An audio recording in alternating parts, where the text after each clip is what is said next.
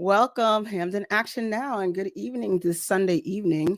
We're just a short ways away from our election on November 8th, and so we have a really special, awesome guest tonight. The Democratic candidate for the Secretary of the State of Connecticut, Representative Stephanie Thomas, representing the 143rd District in Norwalk, Westport, and Wilton. So she's going to come and talk a little bit about what the early voting is going to look like, this ballot question that's happening on November 8th, and just tell us about her campaign and the plans that she has once she's elected. So stand by to hear from Representative Thomas.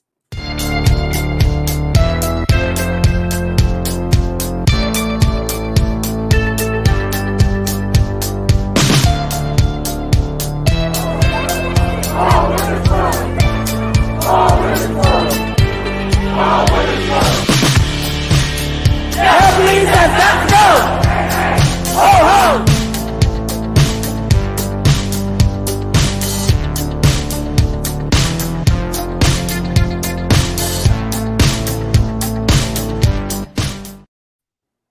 Hello, how are you? I am well. How are you? Thank you for having me. Thank you so much for coming again to talk some more about our democracy.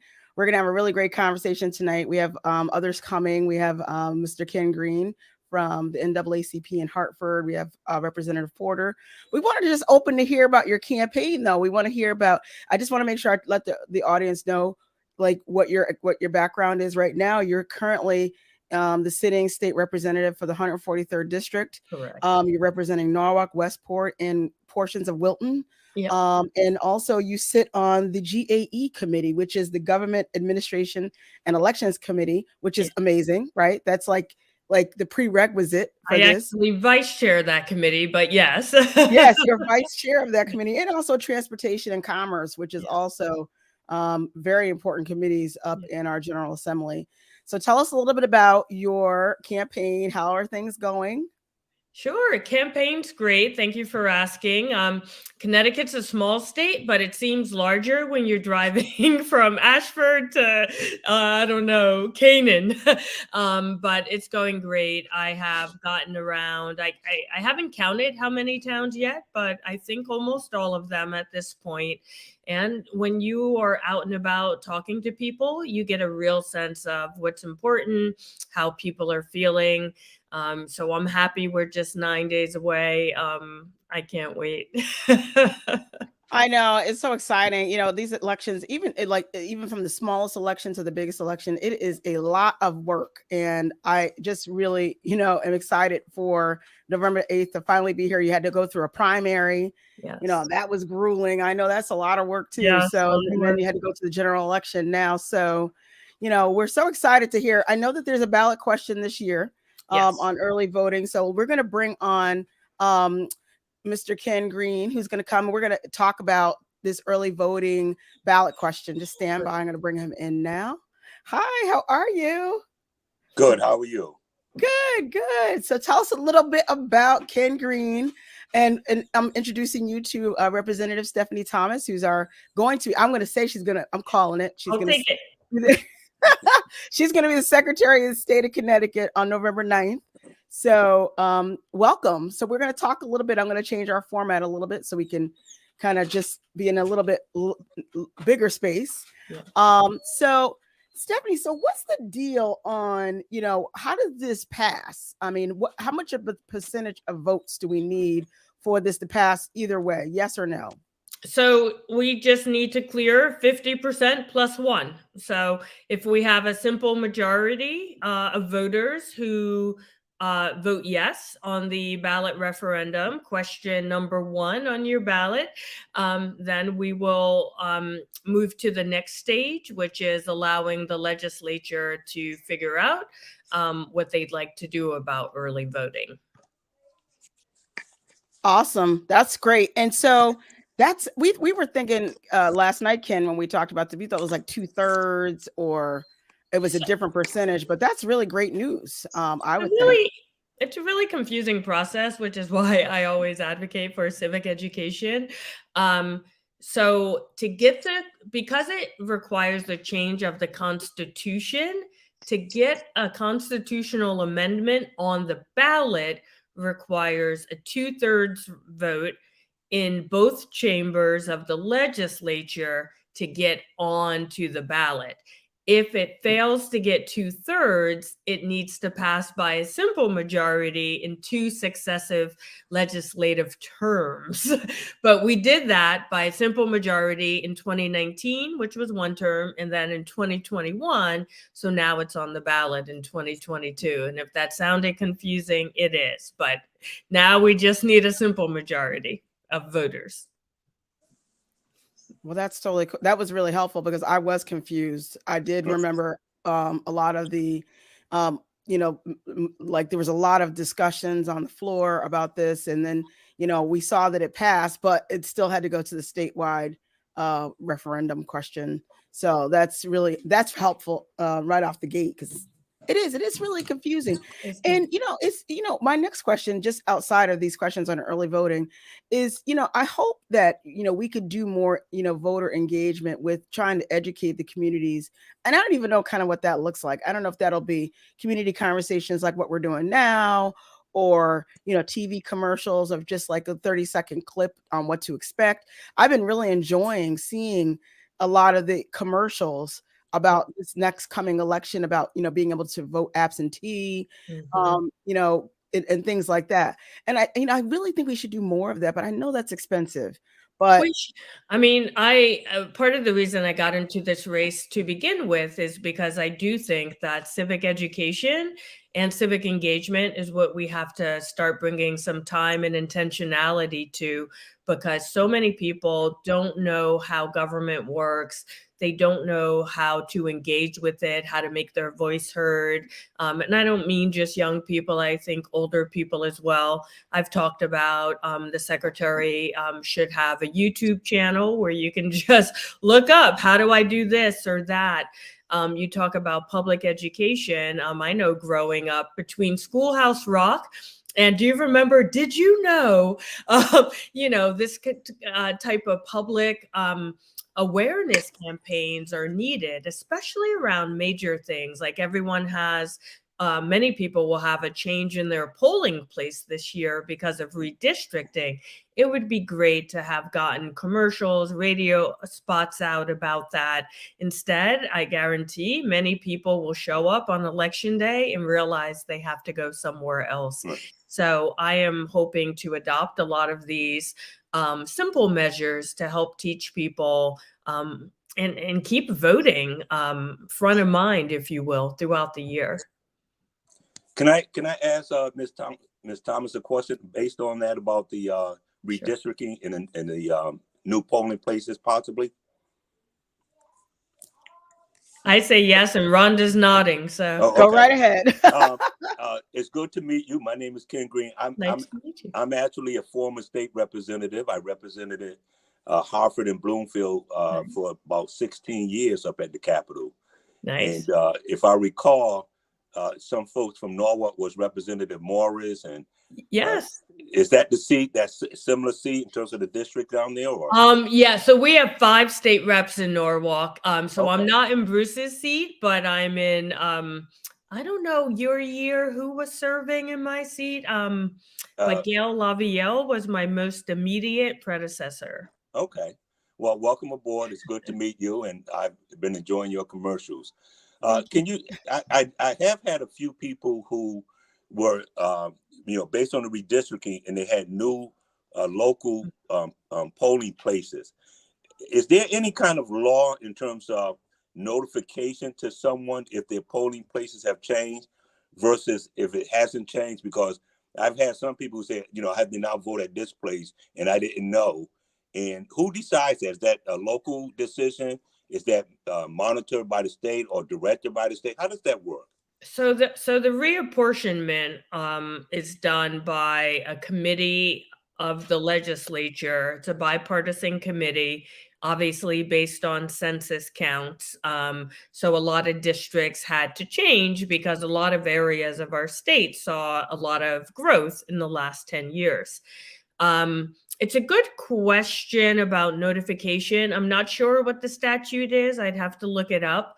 I know most towns that I've spoken with sent a postcard out. So your registrar would have sent a postcard notifying you. But the problem is, it's usually a white postcard.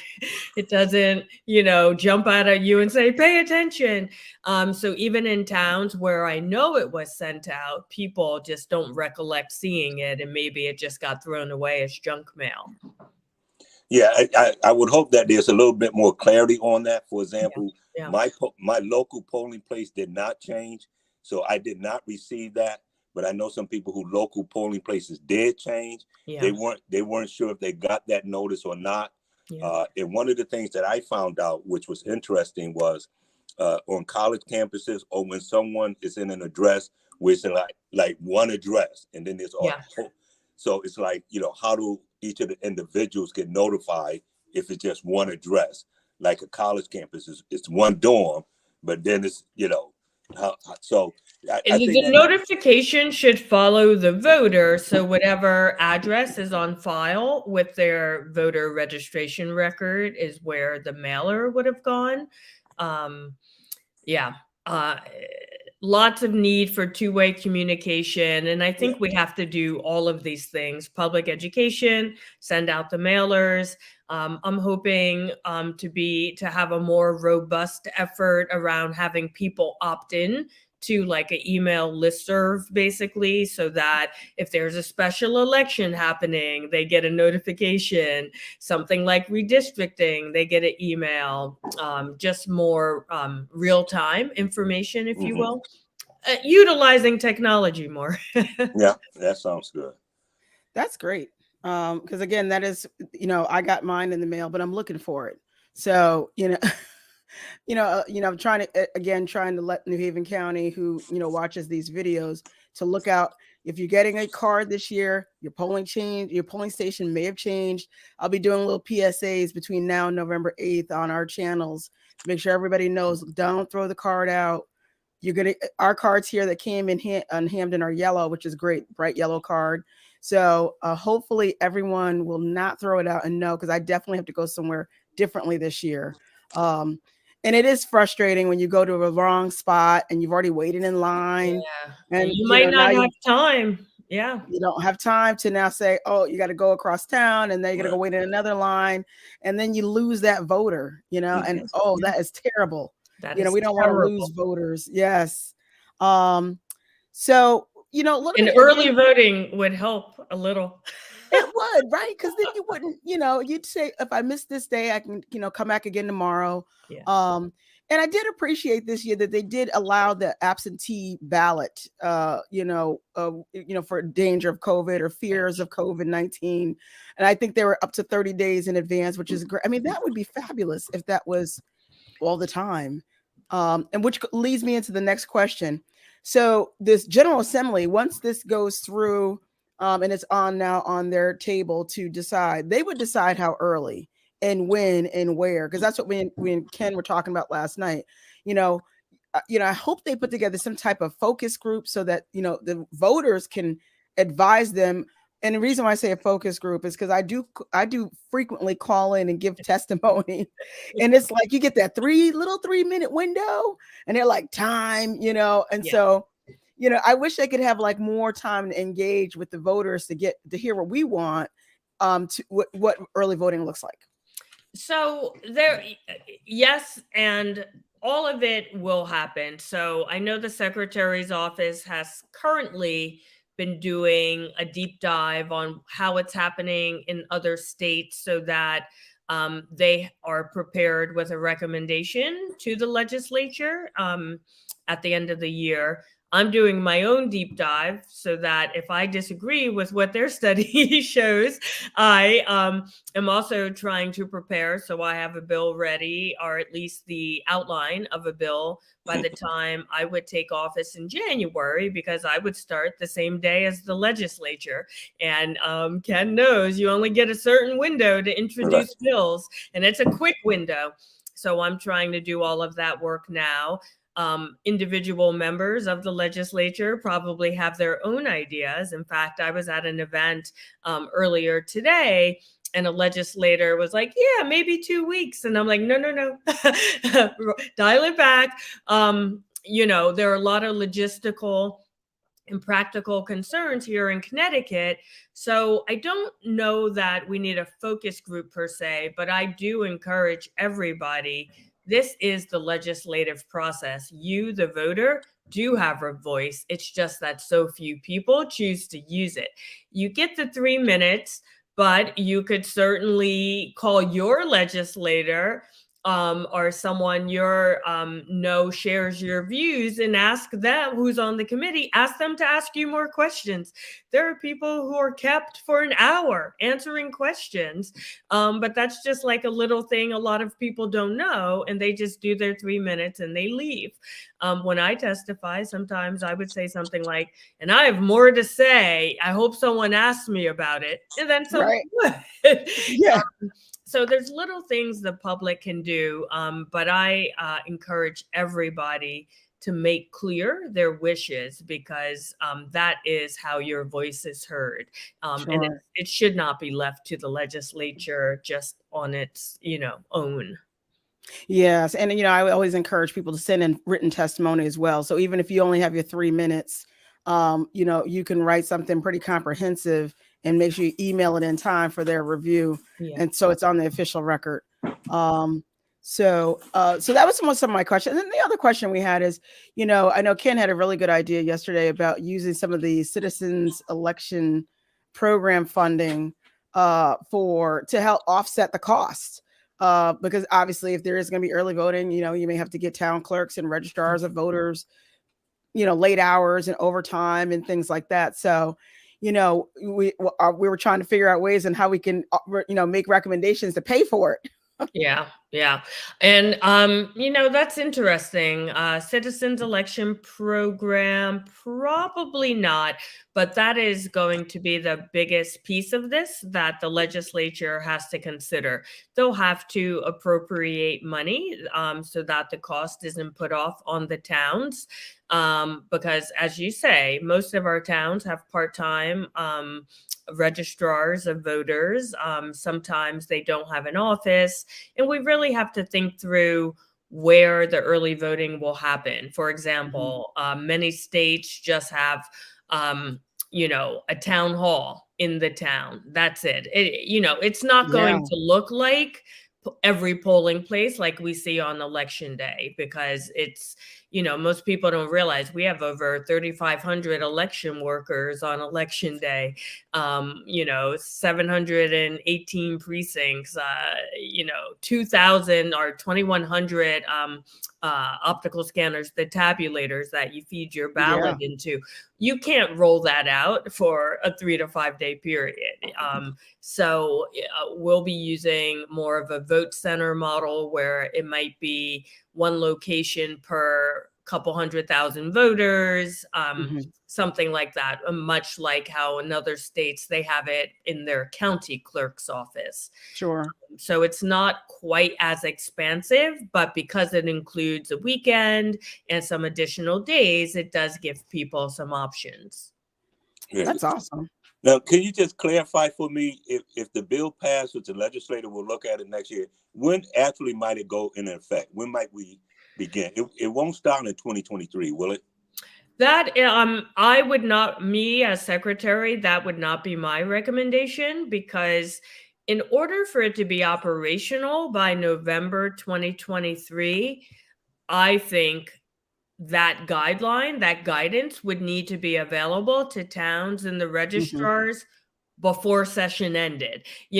I would say they should have at least 6 months to put everything in operation, and that's minimum. So I don't think 2023 makes sense. I would rather anything regarding our elections, I want it done well, and I want it done correctly, and I want the process thought out. Make sure we have some opportunities to hear from the frontline election workers, hear whatever critiques or thoughts they have, and just keep refining a system before we roll it out to the public. And again, this is where you have your voice heard. This is where the legislature comes in. They may say 2024, they may say later. And this is where everyone has to lobby and make sure their voice is heard. Sure, sure. And, you know, there is a lot to consider. I mean, I only know about Hamden. This is where I live, but I'm just know our registrar of voters is part-time. I think she's only there 3 hours a day. Yeah. The town clerk's office is busy. Yep. So I can't, you know, they'll have to figure out ways on how to work this into their schedule. That's why you have to minimize locations. And I have not spoken to the lawyers yet. You know, some of this is chicken and egg. I have to be elected before some people will give me some information. But, you know, out of fairness and equity for all the candidates. So I am curious about more of a statewide level, because there are so many towns with part-time. Could we deputize? For example, we have so many newly retired registrars where I feel like that might be a way they would want to serve, to, you know, maybe it's not their town, but they're going to a different town to manage and run the elections in one of these vote centers. But can we in the secretary's office handle that versus like needing every individual in a town to find a new candidate? So it's something to think about. And I'm thinking about it all. It is a lot, you know, and I agree. I know, I mean, it is chicken and egg, because I can imagine you probably want to start calling and, you know, arranging and start having these conversations, but we got to wait till November 8th. 9 more days. Yeah, I think one of the other things, as Ms. Thomas mentioned, with the register of voters, depending on the state law, and I'm not really clear on it, you might have to have 2 registers, maybe 3, a Republican and Democrat, just because there's going to be a balance and people are going to want to monitor and, you know, so sometimes it's going to maybe take more than one person, you know, and they have to be at different parties because you're going to have checks and balances. So all of that stuff have to be worked out. Exactly. Just like our elections now, you would need 1 Republican, 1 Democrat.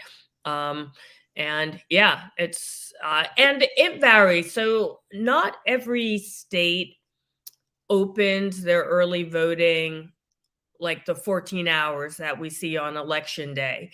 Some states will have something like on a Saturday, it may be 9 to 5, but on the other days of the prior week, it's only 10 to 3, or, you know, whatever it is, fill in the hours. So literally every state has a different model. So I am looking through all of them. I will talk with lawyers and the Registrar of Voters Association of Connecticut, and all the key stakeholders to make sure whatever we implement can actually be implemented well. Sure. And, you know, we have so many examples, like you said, around the country.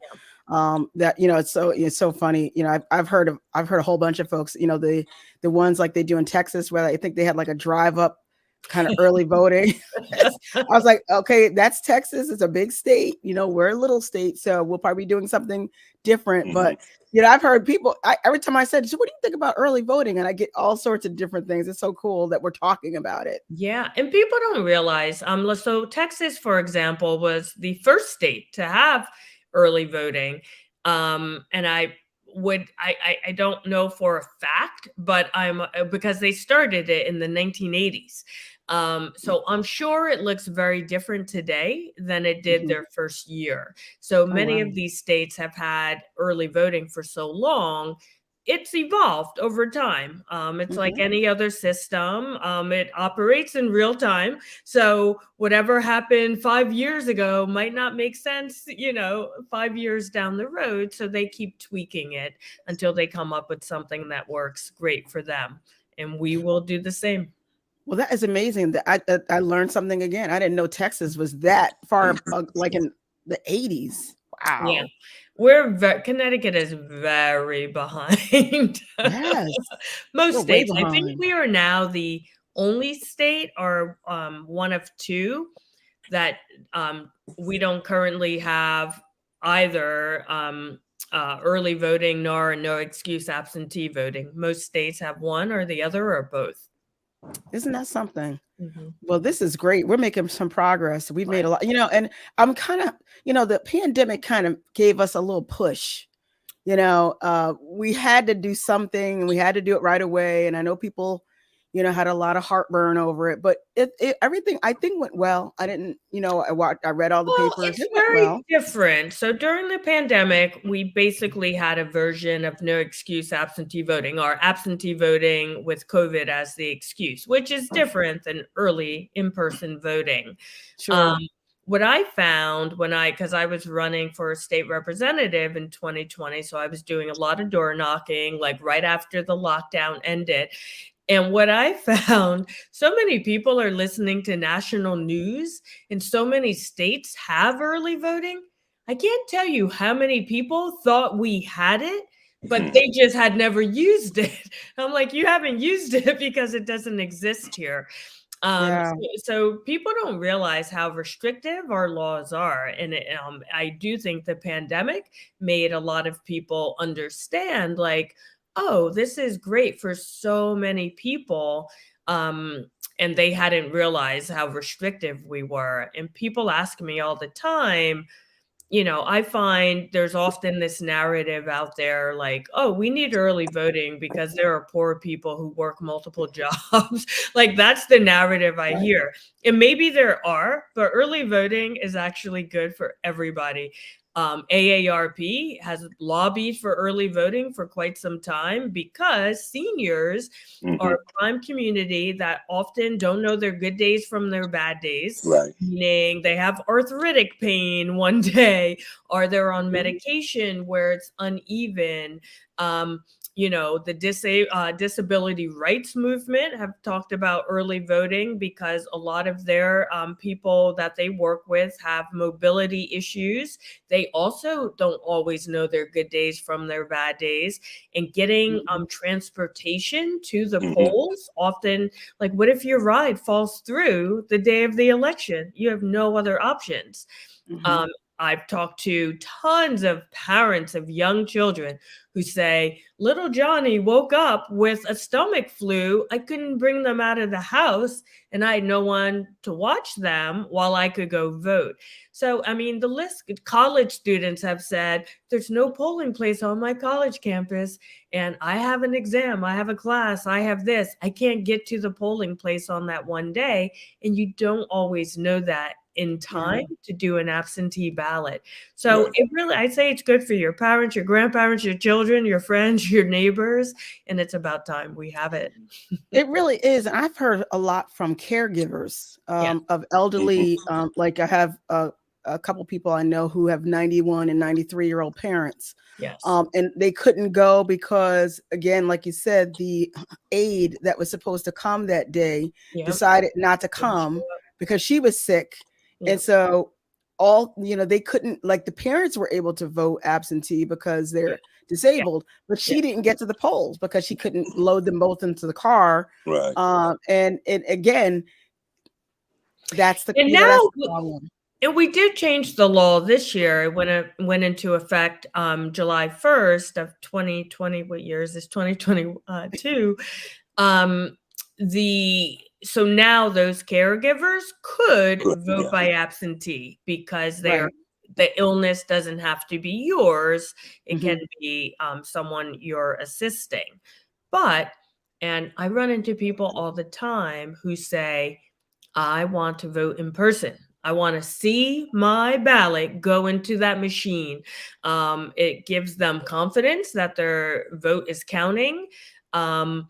And they just like that tangible feeling. So I don't think we want to disenfranchise them by saying, oh, no, you have to vote by absentee now. Some people don't like to. I think so. A lot of people say, why do we need no excuse absentee and early voting? And it's partially for that reason.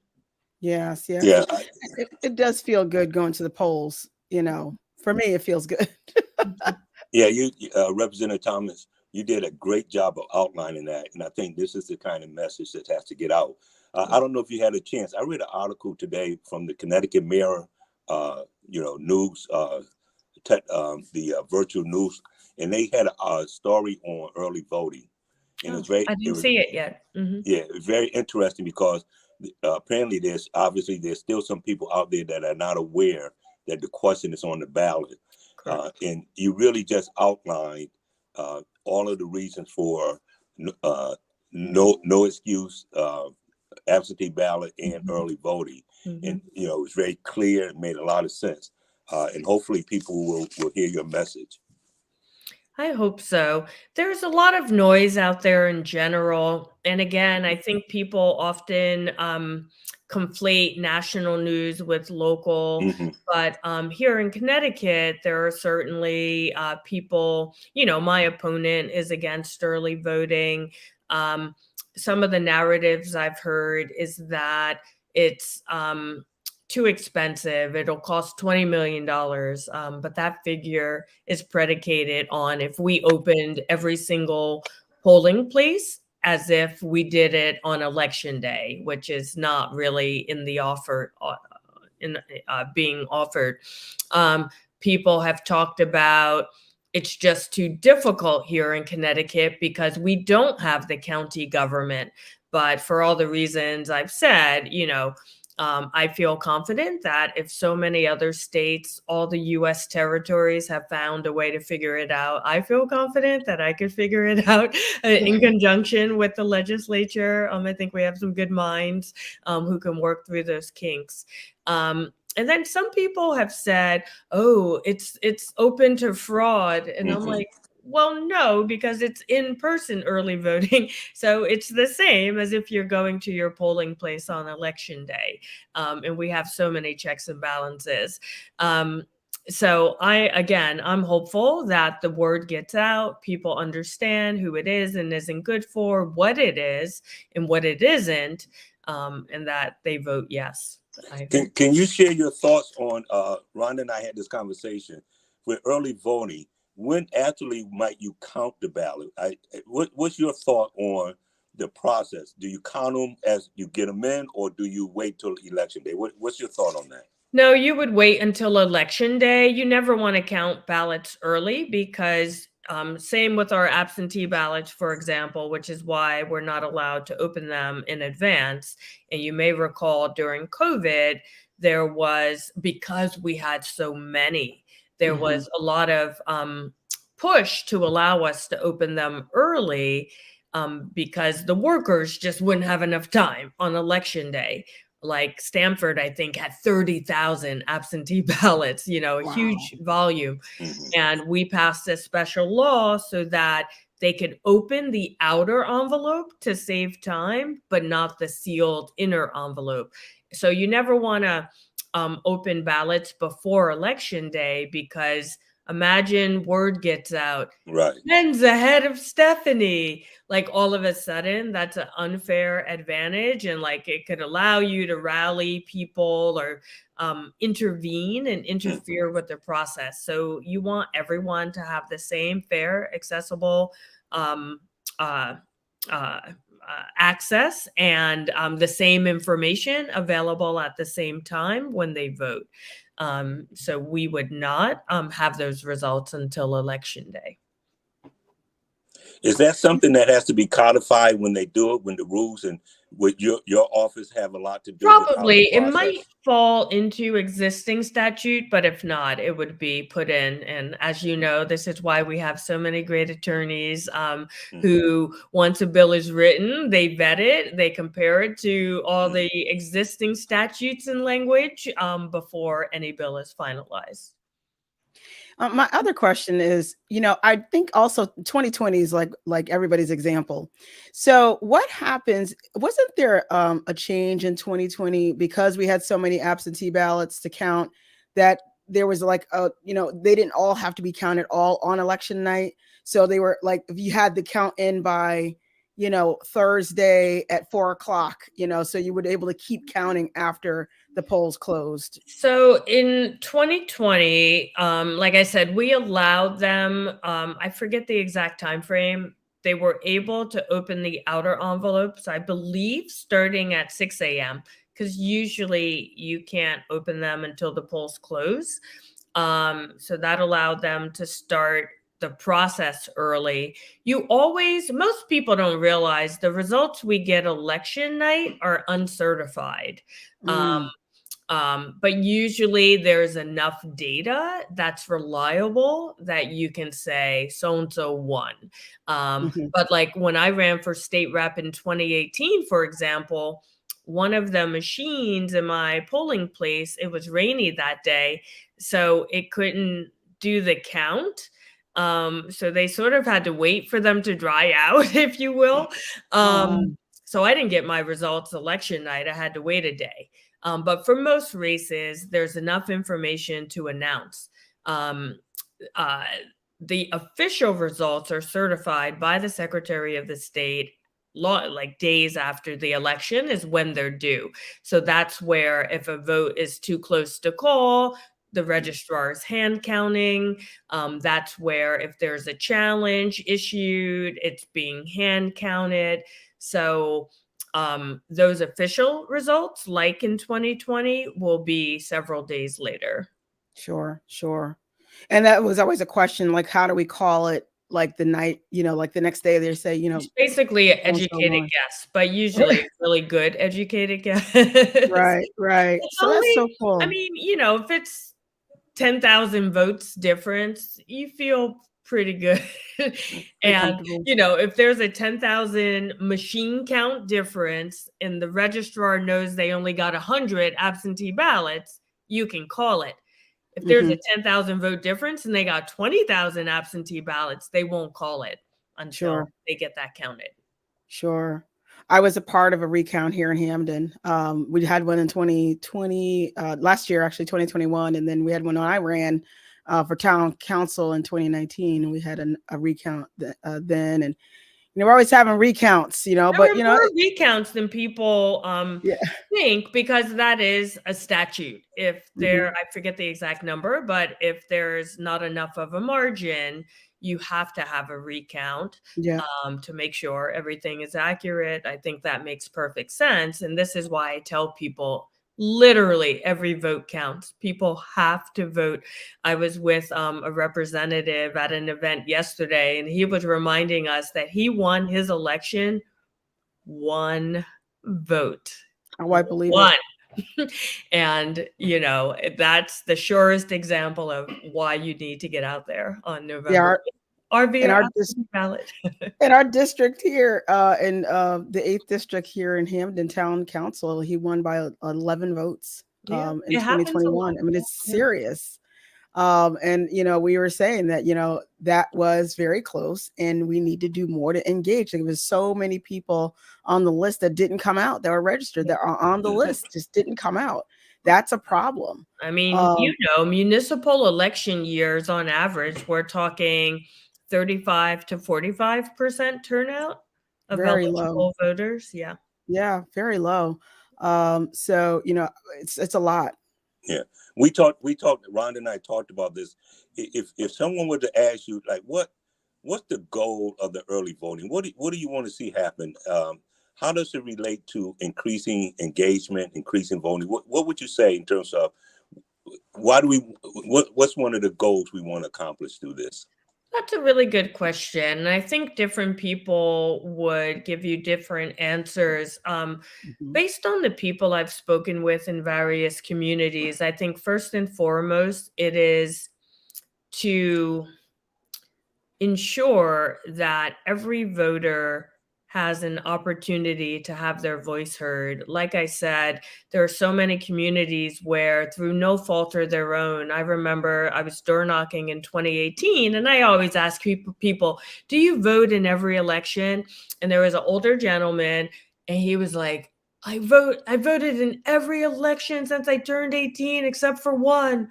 And I still think about it and I feel bad. I'm like, well, why didn't you vote?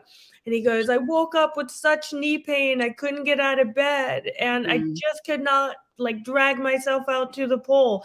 And I'm like, things happen to people every single day. Flat tire, Mhm. got sick. I mean, a few weeks ago, I woke up, I couldn't get out of bed. And I was like, is this COVID? Is it the flu? And I was sick. And if that had been election day, now my rights are taken away. I think my goal is to make sure that everyone who is eligible to vote, who wants to vote, has an opportunity to do it safely, accessibly, and in a way that does not make them choose between taking their sick child out of the house or Right. feeling wobbly, or, you know, a lot of seniors tell me it was raining hard that election day and I get afraid to drive in the rain. Like all of these little real life things that we've all heard from our own grandparents, parents, children, friends. Our democracy should not rely on that. So my goal is to make democracy as accessible as possible. Do you think there's a value in looking at, like you said, the percentage of people that are voting, say in some of the 4-year presidential election, the off years, the municipals, and having a goal also of trying to increase the percentage of voters and you know, so they have accessibility, but now how do you get them to vote? Because you still have folks who are registered who don't go out to vote. How might we try to have people feel like it's really important so that we target or have a strategy to increase the percentage of people who are registered to vote? Absolutely. And my goal is to increase voter turnout. I don't know that the data is there to show that just having early voting is the tool to do that. I think it helps. But as you say, all those people who say my voice doesn't count, it doesn't matter if we have early voting or not, because Right. they have already taken themselves out of the process. But that's where I believe, as I said earlier, we really have to focus on civic education and engagement. And I think you do that by creating a culture. So as secretary, I hope to create a culture at the top where you have to spend time and attention. There have to be resources devoted, and you need repetition. So I say this all the time. I think we as a nation have done ourselves an incredible disservice by teaching people that their civic responsibility is to vote on election day. That is not how a representative democracy works.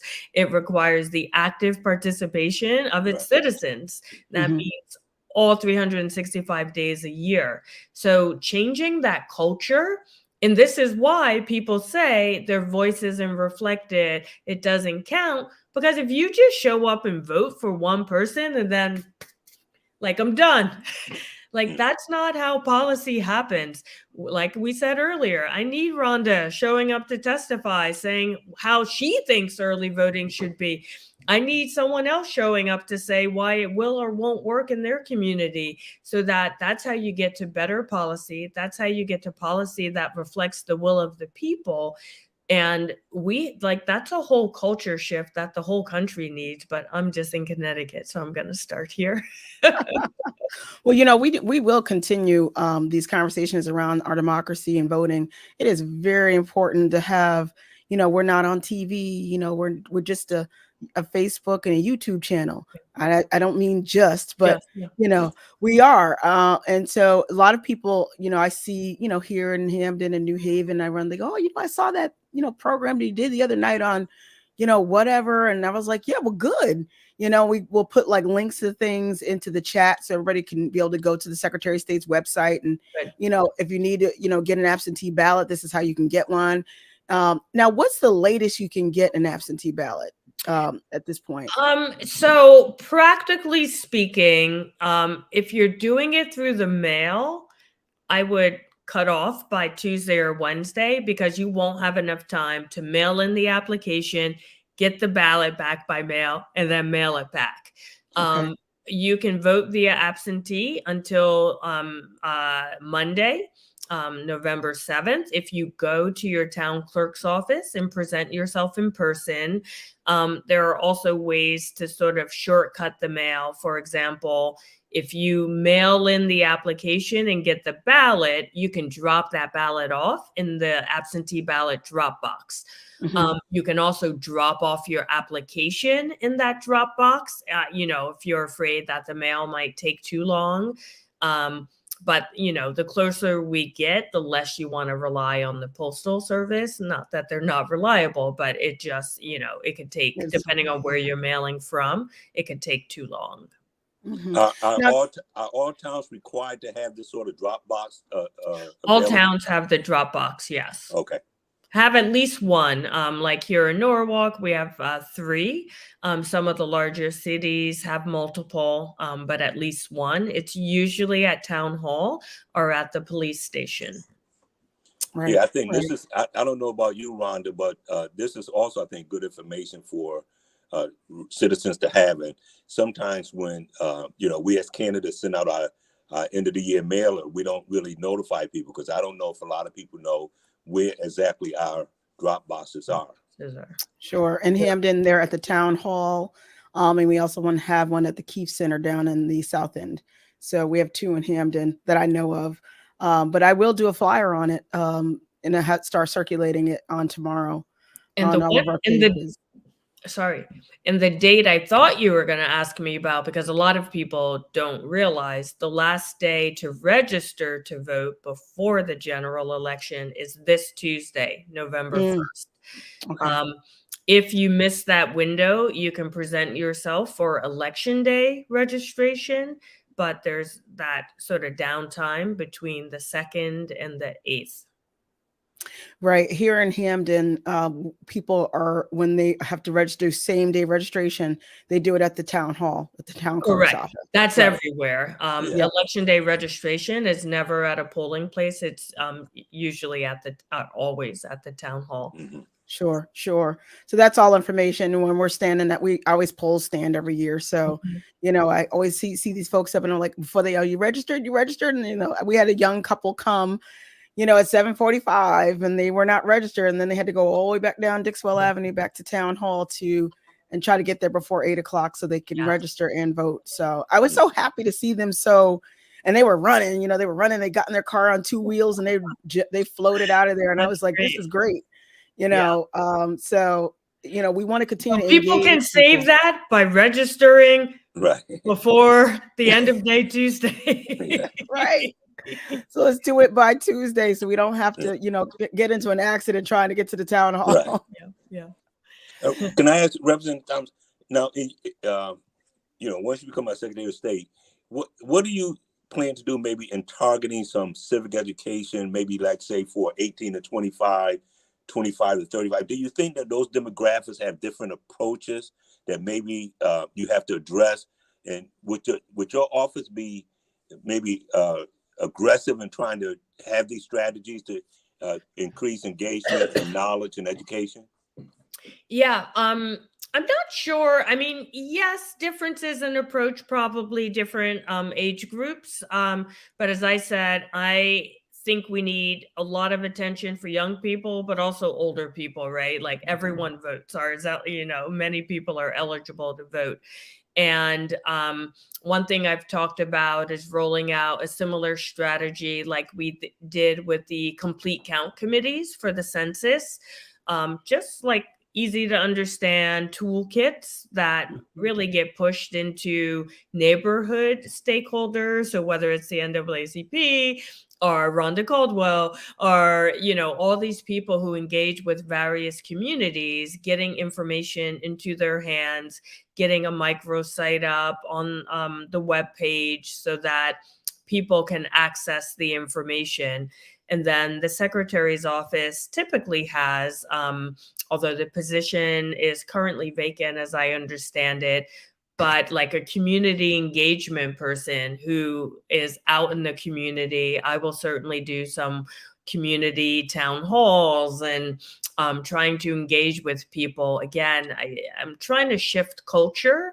So it's going to take all channels. It's going to take social. It's going to take these toolkits. It's going to take the YouTube channel. It's going to take a lot of town halls like this. It's going to take radio. Like, it will take everything and everyone who knows to also help spread the word.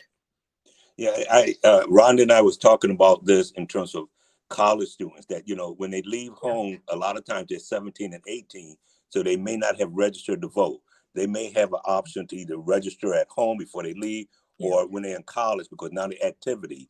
And when you got that just turning 18 and maybe being in a different state because they're in college down in Connecticut, where do they go? Who do they talk to?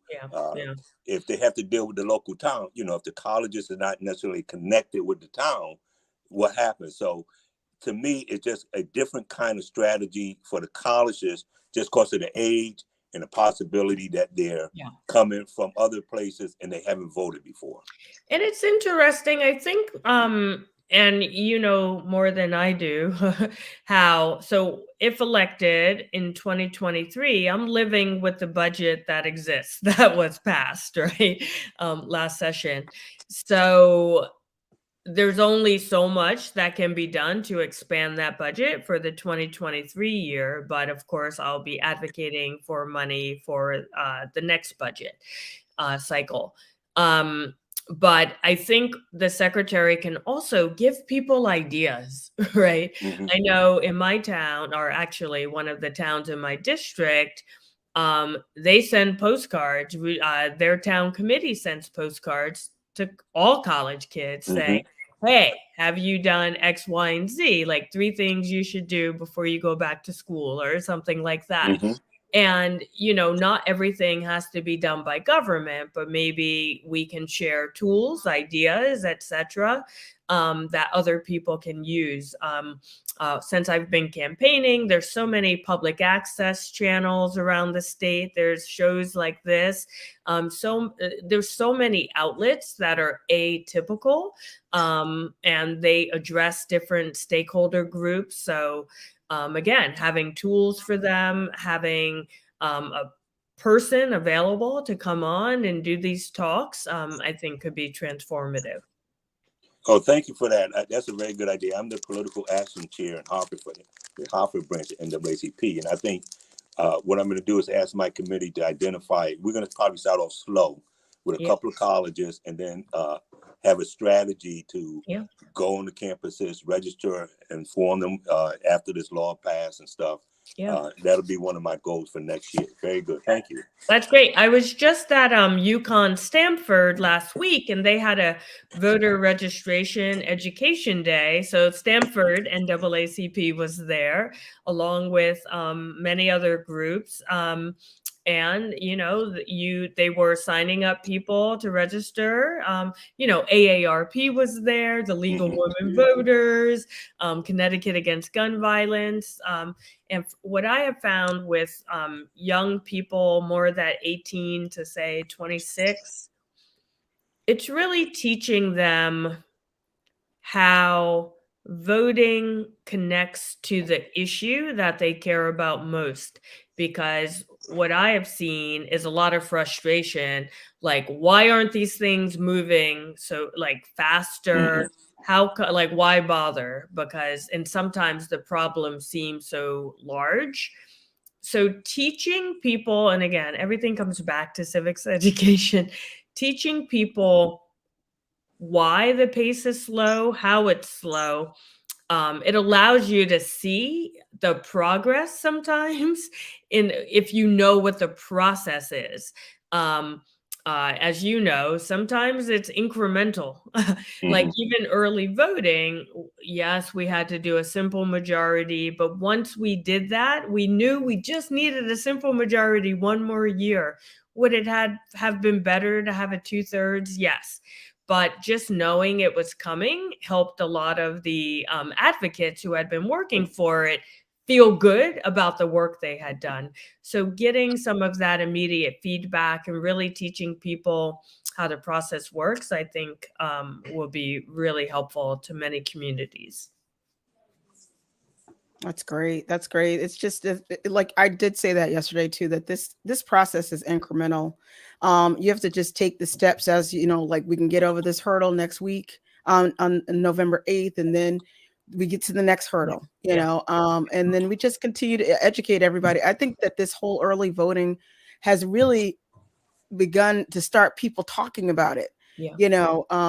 Let's just talk about it. Let's get people talking, even on my platform and other platforms like this around the state. Let's just continue to talk about it. This is, universal. I mean, I'm honored to go to the polls. I was brought up on it. I grew up in Norwalk, Connecticut.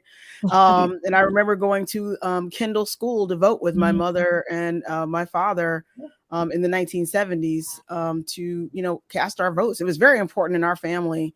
We exercise our rights. I mean, my mother was, taught, and my aunts taught in school system in Norwalk, so they were actively involved in the community. And so, they taught in Marvin School and various places like that. So, we were always out doing something in the community in the 1970s and early 80s when I grew up in Norwalk. So this is just a continuation. This is the new generation of engagement in social media, YouTube, Instagram, and YouTube is real. I mean, we're live right now on YouTube and 2 Facebook channels. I mean, that's just how awesome technology is right now. So easier to reach people. Yes. And I plan on rebroadcasting this now up until November 8th, just like I did for the primary. I just kind of kept rebroadcasting this so everyone would know about the early voting. Definitely know your polling station might have changed. Yes. Please make sure. And I always tell people, whoever's listening, make a plan for election day. Yes. Have a plan. Are you going to take the day off? Talk to your employer now. If you're going to take a half a day, you don't know what the line might be like. So make a plan. Have the kids get the lunches, get everything done early. All the things you need to do early. Have a plan. I have a plan that day. I always take, those 2 hours off. I'm not going to work. Don't look for me because, and I tell people just try to get some time set aside and carved out to get there and have your kids and the things that you're responsible for taking care of beforehand. Rhonda, I have no plan yet. I know you got a plan. You got a plan. I want to get some of your lit because when the doors that I'm going to be, she's going to have a busy day on November 8th. I will. I have to figure out my route. Yes. Well, come by the Keefe Center because that's where I'll be. You're planning some downtime afterwards because you're going to be exhausted. Oh my gosh. I'm not sure when, but yes, Ken, I will try. I have to figure out early voting. Yes, there's a lot to figure out. Well, thank you so much for coming on tonight and talking with us. This is so helpful. Folks in the community are already dropping things in the chat about tonight's talk. And we will rebroadcast this. I will rebroadcast it next week. So it'll run a couple more times before November 8th. So thank you again. And thank you for doing this. We are, we all got our fingers crossed here in New Haven County and here in Hampden that you are absolutely going to win this. And I agree with Denise Merrill. Our democracy would be in great hands if you win on November 8th. Thank you again so much. I really appreciate you spending this time with us tonight. Absolutely. And again, Ken, we're going to continue to keep talking about these things. And educating all of our communities. And if you go to the Hampden Action Now YouTube channel, you can take this link and you can share it out to everybody. All right. Good to see you, Ken. Nice to meet you. Very good. Thank you for the conversation. And, take care. Have a great night. Be voting for you and making sure I tell everybody that I know. Thank you. How to do that. Yeah. Thank you. Have a great evening. Take care. Bye-bye.